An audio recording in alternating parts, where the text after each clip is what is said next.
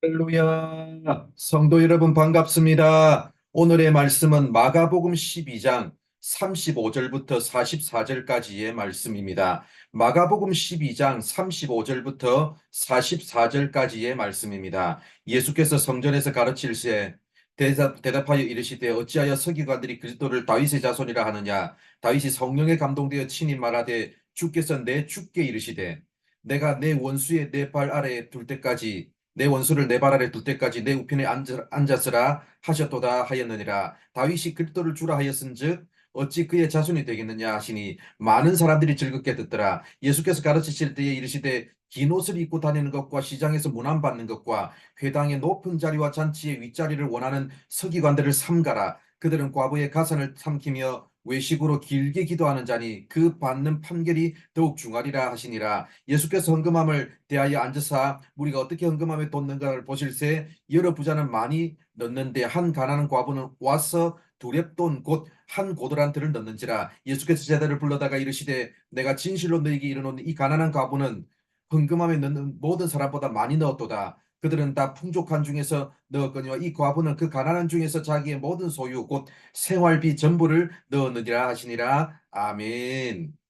오늘 우리가 읽은 말씀은 서기관들을 타깃으로 하는 말씀입니다. 서기관들은 율법을 필사하거나 연구해서 가르치는 전문 율법학자들입니다. 그러나 35절 하반절을 보면 어찌하여 서기관들이 그리스도를 다윗의 자손이라고 하느냐라고 말씀하시면서 그들의 율법 해석에 문제를 제기하셨습니다. 예수님의 이 문제 제기는 그리스도가 다윗의 자손이라는 전통적인 해석이 틀렸다고 말하려는 것이 아닙니다. 그리스도는 다윗의 육신적인 후손일 뿐만 아니라 다윗이 주님으로 고백하는 존재라는 겁니다. 즉 그리스도는 육신의 혈통으로는 다윗의 후손이지만 동시에 신적인 권위를 가지신 하나님의 아들이란 겁니다. 이처럼 율법의 전문가여야 할 서기관들은 실제로는 하나님 말씀에 무지했고 그 시대 사람들에게 올바른 믿음의 길로 안내하는 일에 실패했습니다. 38절을 보면 오히려 서기관들은 긴 옷을 입고 다니는 것과 시장에서 문안받는 것에 정신이 팔려 있었습니다. 긴 옷은 종교적인 복장인데 종교적인 복장을 평소에 걸치고 다니면서 사람들로부터 인사를 받고 어디를 가나 높은 자리, 윗자리를 차지하기 원했습니다. 한마디로 그 시대의 서기관들은 하나님의 평가보다 사람들에게 좋은 평가를 받는 일에만 온통 집중하고 있었습니다. 그렇다면 여러분, 서기관들의 이런 모습이 우리에게는 없을까요? 우리도 신앙생활 하면서 서기관들처럼 사람들에게 보이기 위한 신앙의 외적 요소들에만 마음을 쏟을 때가 많습니다. 사람들이 알아주고 주목하는 봉사에는 열심을 내면서도 사람들의 눈에 띄지 않는 일이나 사소하게 평가되는 일에는 나서지 않으려고 하는 것이 혹시 우리들의 모습은 아닐까요? 사랑하는 성도 여러분, 우리 하나님은 거칠애가 아닌 중심을 보십니다. 중심을 보시는 하나님 앞에서 살아가는 우리 모두가 되기를 바랍니다. 사람들이 잘 알아주지 않는 일이라고 할지라도 우리의 일거수일투족을 은밀히 보시는 하나님 앞에서 진실함과 정직함으로 행하는 우리 모두가 되기를 바랍니다. 40절을 보면 이번에는 예수님이 더 심각한 문제를 제기하십니다.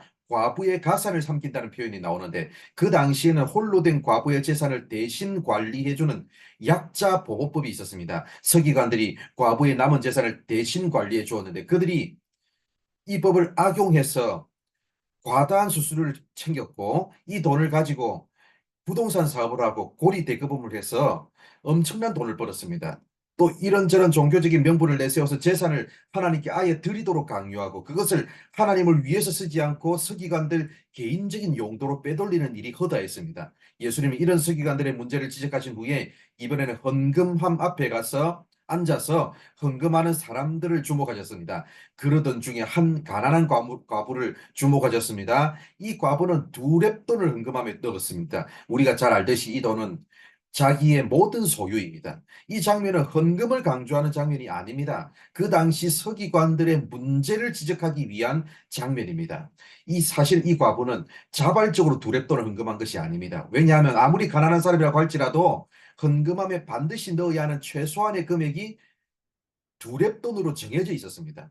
보통 성전에서 제물을 드릴 때 양이나 소를 드리는데 레위기를 보면 가난한 사람들은 비둘기를 드려도 된다고 나와 있습니다. 그런데 그 말씀을 잘못 해석해서 비둘기 한 마리 살 수 있는 최소한의 금액인 두 렙돈 이상을 반드시 넣도록 규정하고 있었습니다. 바로 그 해석이 서기관들이 내린 해석입니다.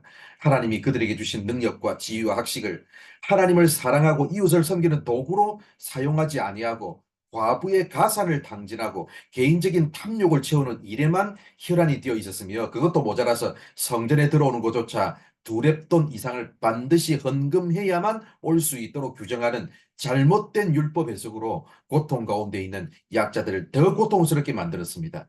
바로 그것이 그 시대의 서기관들이었습니다. 사랑하는 성도 여러분, 하나님께서 우리에게 주신 능력이든 달란트든 시간이든 건강이든 물질이든 그 무엇이든 나의 이기적인 욕망을 채우기 위해서 사용하는 것이 아니라 이 땅에 상처 입은 영혼들, 가난한 영혼들, 고통 가운데 있는 영혼들을 섬기는 일에 나 자신을 드리는 우리 모두가 되기를 바랍니다. 오늘도 하루를 살아가면서 두 렙돈의 동전을 들고 성전 앞에 서 있는 과부와 같은 사람들은 없는지를 돌아보시기를 바랍니다. 오늘 하나님께서 나에게 주신 기회를 가지고 두 렙돈을 들고 서 있는 과부와 같은 사람들을 섬기는 도구로 쓰임 받는 우리 모두가 되기를 바랍니다. 사람들이 알아주지 않아도 은밀히 모든 것을 지켜보시는 하나님 앞에서 하나님이 인정하시는 삶을 살기로 선택하는 우리 모두가 되기를 바랍니다. 기도하겠습니다.